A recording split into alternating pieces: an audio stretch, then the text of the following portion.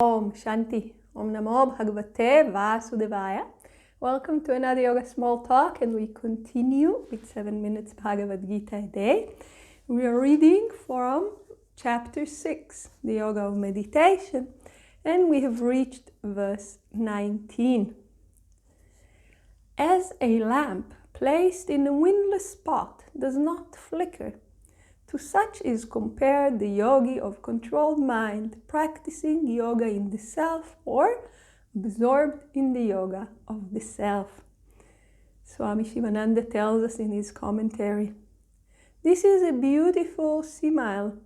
Yogins quote this simile very often when they talk of concentration or steadiness or one-pointedness of the mind. A steady mind will serve as a powerful searchlight to find out the hidden spiritual treasures of the self. Listen to this beautiful, beautiful last sentence again. A steady mind will serve as a powerful searchlight to find out the hidden spiritual treasures of the self. I mentioned before that every now and then you can really feel Swami Sivananda's inspiration coming through the words, and this is one of those cases. So this analogy of a lamp placed in a windless spot is very common because it's very relevant to the mind. And to gain a better understanding, we can go for a minute to the Raja Yoga Sutras. They help us understand why this analogy is so relevant. The Raja Yoga Sutras tell us that yoga is the restraint of the thought waves in the mind. That's verse 2 of chapter 1.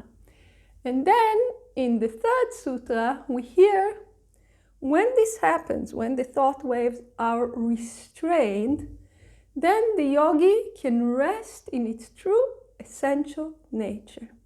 So this is the steadiness.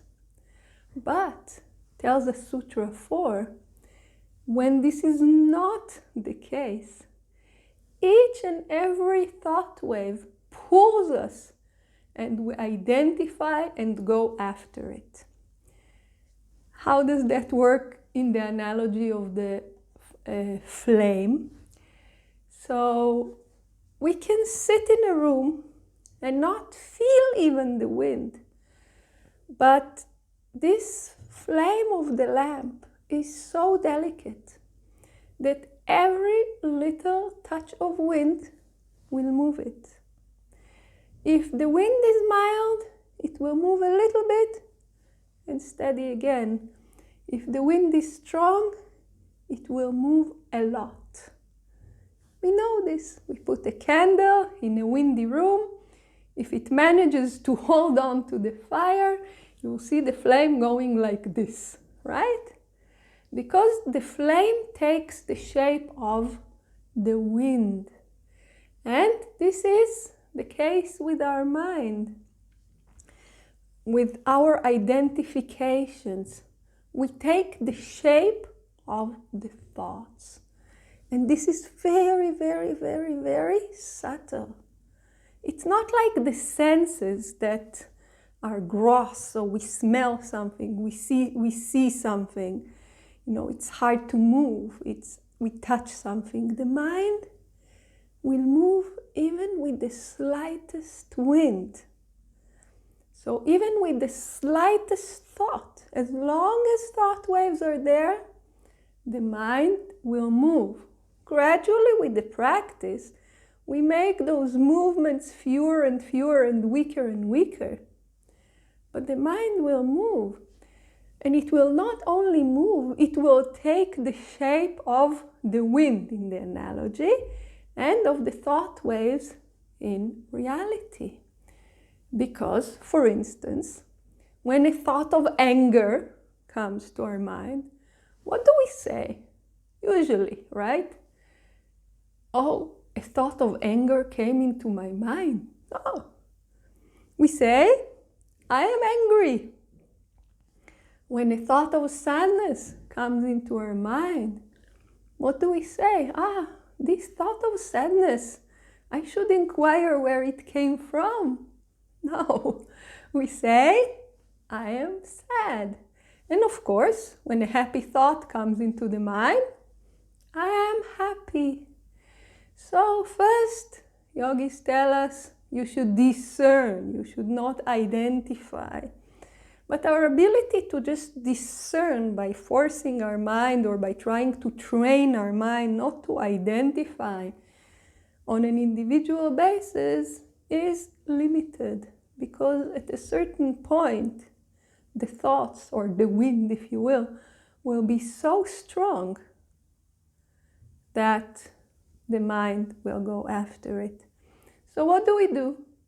Like with the lamp, we put this protection.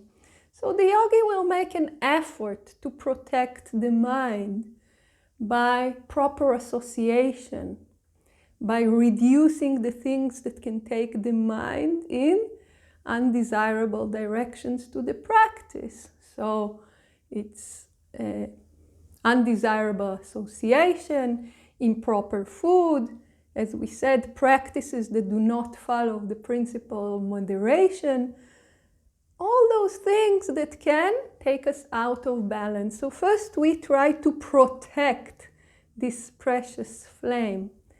But then at a certain point, we need to completely eradicate the wind. And then, as Swami Sivananda told us, the flame, which is our mind, which is full of knowledge, which is full of divine light, will reflect only this knowledge, only this divine light. And it will be the strongest searchlight ever. This is the one-pointed mind that can bring us the best of knowledge. So this is this beautiful analogy, and it can be used as a meditation. How we steady the mind, like we steady a flame, and this big light shines and leads our way to knowledge, to self-realization. And more about this state of knowledge and possible obstacles comes in the next verses. So please join us for the next studies. Om Shanti.